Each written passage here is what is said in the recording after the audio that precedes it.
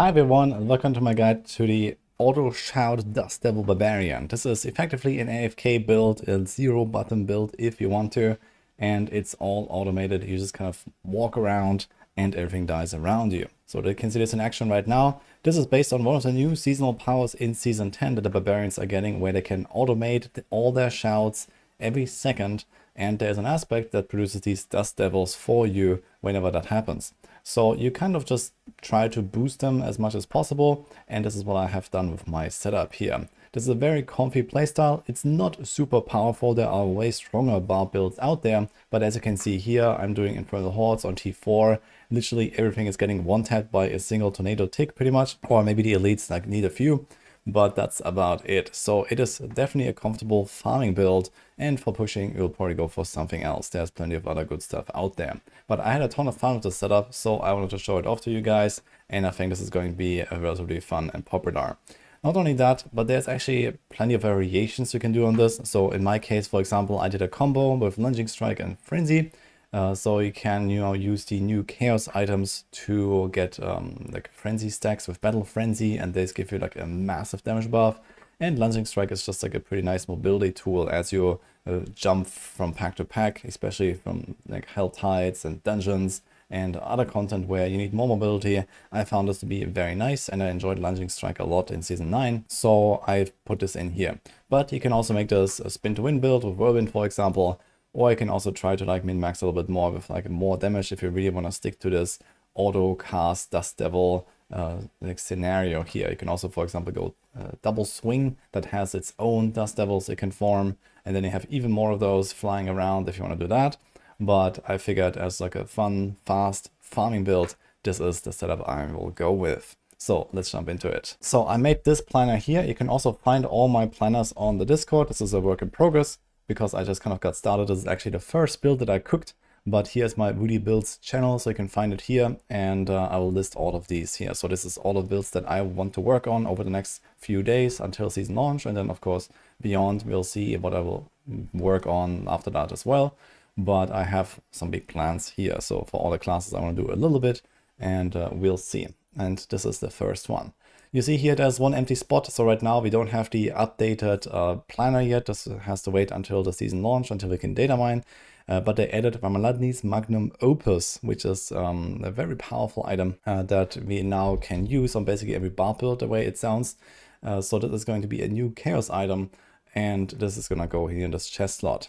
Also, an important note about the Chaos items is that you can swap them around a little bit. So you see here, for example, we have a Battle Trance glove, and here's an Ugly Bastard helm as a pants, and here's a Fist of Fate as a boots, and then Ramaladni as a chest. So all of these can be just used interchangeably. If you find a Fist of Fate as a pants, then you can equip that as well. If you find Ugly Bastard helm as a chest, you can equip that as well, and so on. So it depends on the RNG of what you're getting. Any combination is fine. They all have the same stats. The core of the build is the Deafening Chorus, as I had explained in the intro. So here our shouts are always active, which means they get casted automatically once every second, and they have an increased effect as well, but they reduce your maximum fury, but we don't really care about fury anyway. So we just try to like generate and spend a little bit for Wrath of the Berserker, because you have this extra berserking damage effect here. We mostly spend it through the Quacks rune, so we do Moni and Quacks, which synergizes well with the just Lunging Strike spam basically. So this is tagged mobility, and then we can generate a lot of offering, trigger the Quacks, get more damage, spend resources for Wrath of the Berserker, and repeat basically. So besides pressing Wrath of the Berserker and holding down Lunging Strike, you don't really do much. We also have Frenzy on the bar. This is for the Battle Trance. So here we get an insane amount of stats and insane amount of power from the effect. So this is just a crazy item that I think will actually go into most BARB builds in the upcoming season. As long as you can stack up Frenzy somehow, this is going to be insane. So you have lots of damage, lots of attack speed, strength, everything you want here. And we have the dual threat power here. So this allows you to use Lunging Strike and also use the Frenzy at the same time. So you can kind of sustain the stacks pretty easily just by using this one skill. The Frenzy just needs to be there. You can also like hold down Frenzy, I guess, to get the stacks a little faster, because I think the animation is a bit quicker. But realistically, it shouldn't really matter. So you just kind of like do one button. And the last part of the corner here is Marred Guard plus Beast Cornered. So here we get more damage and damage reduction for being at low life, And Mart Guard helps us to stay at low life. We cannot heal above 50%. So we always have half of the total bonus of Beast Cornered, which is a pretty significant damage buff. And we also gain extra res, armor, extra barrier, and fortified generation. So this is kind of like a nice package here and helps to make this whole combo work. And we're still going to be tanky enough anyway. Here in this setup, for example, I have 22k life. We have a perma-challenging shout, and it is gonna be fine, basically face tanking everything in T4. And for an extra bit of AFK farming, we also have Variana here. So you need to heal somehow if you want to just kind of like stand AFK in hordes, for example. And here we can use Taste of Flesh. This is one of the powers here on the follower. And you can get 2% heal of your maximum life whenever you or Variana deal damage to any of her bleeding affected enemies. So she kind of just whirls around and applies bleed with that, and also her normal attacks. So she can heal you and your own hits will heal you. So as long as there's any kind of enemy surviving for like a second or so that would maybe damage you, you would also get heals. So you can really just kind of like walking simulator through Torment 4 and you're gonna be absolutely fine. On top of that, we also have the heal from the shouts. So there's the heal per second. So that also helps you and you're just basically never gonna die. Now let's go through the rest of the gear. So I have two mythics here, the Heir of Perdition and the Grandfather. Heir of Perdition, I guess, is replaceable relatively easily because we have these Chaos Armors. I made a little list here of like other stuff that is useful. Rage of Harrogate for the cooldown reduction. Tuscan got buffed and is also really nice. So this can be something you can throw in there. Saber of Tzagal. This is like the new weapon with giving you like a damage buff for using more damage skills. We have 3 on our bar with Lunge, Frenzy, and the Wrath of Berserker also counts apparently. So you can get at least like half of this total value, but you will have to press Frenzy a bunch of times here and there. And then there's Loken's Talisman. But these are all kind of just like decent items to throw in there as long as you're not fully set up yet with the best in slot setup. And the Heir of Perdition and Mythics in general are actually relatively low value compared to usual, at least like for example the helm slot and the chest slot especially. In fact, we don't even run the shroud, for example. We only have like those two other mythics here.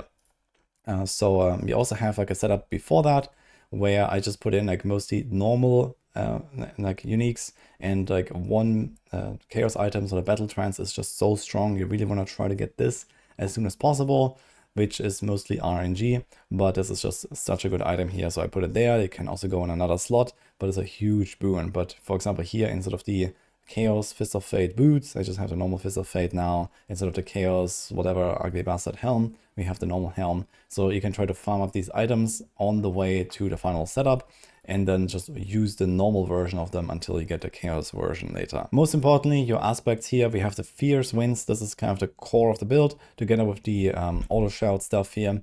So this is where the damage comes from. And you also want to try to boost those Dust Devils as much as possible. So there's Tempers for chance to cast twice. We have this here on the weapon to hit 100%. And you also have Dust Devil damage. It's a very strong offensive temper because it has a very high value since it's so like specialized. And we also put that like on basically all of the other slots. Some other good aspects here is Devilish, so you can get even more Dust Devils when you spend 100 Fury. So this synergizes with the Quacks combo that I mentioned earlier. We get a bit more Dust Devils, but most of them will come from the Fierce Winds. And we have a bunch of the random small damage aspects. Wayman Brawler is relatively decent since we cast our Wrath of Berserker relatively often. Wrath of Berserker also pulls in enemies, which is kind of cool. This is part of the skill effect. So you want to try to cast this like every around 8 seconds if you can, in order to get this buff up and also pull everything. Sometimes we have elements kind of weak, but there's not really much that really helps here anymore. Berserk Gripping also applies bleeding a little bit, and for stuff that doesn't instantly die, this can be useful. And I have a Rapid here, so we can lunge around even faster. And the Grandfather, since we don't really have that many great offensive aspects, this is actually a relatively nice upgrade, so you'll probably try to go for this first over the Heir of Perdition. But if you don't have those, so you see this here, I just have like another like a swap here on the items. So I have an Amadnis equipped as well, as I mentioned earlier with the like unique items. I just use the normal version of it, and as long as you have this in your hand, you're gonna be fine. And we just move a few of the aspects around, so it's the same offensive aspects because we swapped one unique with another here. For the early game, you might also struggle a little bit with armor or resistances until you have higher Paragon. So I put a normal pair of boots here with Hectic. So this helps as well with like the Wrath of Berserker cooldown. So you just kind of like lunge around. You get also the Lunging Strike range tempo, which is really nice. Frenzy duration tempo, which is really nice. So this like just keeps everything up more easily, you fly around better, and then we just put like rest armor here, and we have the Rouse Berserker cooldown. So it should be relatively smooth from pretty early on, as soon as you get the Deafening Chorus, the Fierce Winds aspect, and then, you know, maybe like a few of the like extra power uniques, basically. The skill tree is pretty straightforward. We don't need to invest really any ranks into any skills. We don't stack any skill ranks for anything. So it's just like 1 point frenzy and the upgrades. The same with the lunge, same with the shouts, basically. I did put some more points here in Warcry. So this gives you like a little more damage since you get the perma shouts all the time. And the rest is just pick up passives here. So we have defensive and offensive passives all over the place. And we also try to get some of them stacked up with our amulet. So our amulet here ideally looks like something like this, with like a big strength roll, counter offensive, slaying strike. There's a few other passives that also work here, or you can also like throw some other stats on this, maybe a movement roll or a cooldown roll or something like that also doesn't hurt. And finally, here's the Paragon. So this is relatively straightforward. Our boards are Weapon Master. We don't really swap weapons, but it does still give us this 30% extra damage against injured and healthy, which especially for like one-shotting stuff in Torment 4 means that we just get a 30% multiplier most of the time. We have Flawless Technique, so here you want to actually attack a little bit, but you get lots of crit chance and crit damage. Then we have Carnage, so here we get extra attack speed and extra damage. All of these Paragon nodes get really buffed lately on the barbs. And here's also Blood Rage with 45% extra damage while berserking, which are going to be all the time thanks to the shouts going off. And for our glyphs, here's Exploit. So I figured we need like a good way to make enemies vulnerable. This is actually buffed now to trigger for 3 out of 5 seconds. So just with this glyph, you effectively make almost everything vulnerable almost all the time. And this will help you against stuff that doesn't die one shot. Then we have Twister. This is the most important one. You want to try to stack this as much as possible. So we put this on Blood Rage because it's a strength glyph. And we have 115 strength available here. This is a huge additive bonus. As you can see, 1400% maxed out. That's pretty good. Then we have Ambidextrous, since you're going to be dual wielding. We have a bit more damage there. We have Undaunted, a bit of damage reduction. You could also swap this out for something like Challenger, for example, if you want to be a bit more on the offensive side. But I figured it's just for confidence, this is good. And we have Cleaver. So here, this means we want to have an axe equipped. So since we are dual wielding, we can do, for example, 1 sword, 1 axe. And this is what I have in the planner as well here. So the Women Brawler is just on this axe. It does have damage over time, which is a relatively useless mod for us, where the sword brings crit damage. Well, and we have pretty much 100% crit chance. As you can see here, we actually overcapped with those effects that we have at some point. So this is obviously better. But they have the same attack speed and it's like a relatively minor loss and you get this glyph. So I put this one in there. And that's about it here for the AFK farming Dust Devil Shout Barb. So hope you're going to enjoy this build. I'm definitely going to be playing this. Maybe not as my starter, but I am excited to try this out and more stuff on the Barb. So I have a bunch more builds coming up. As I mentioned at the start, I am cooking a lot of builds in the next few days. Stay tuned for that. I'm going to have a lot of videos. So like and subscribe if you enjoyed this. And I wish you good luck in Season 10. See you guys next time.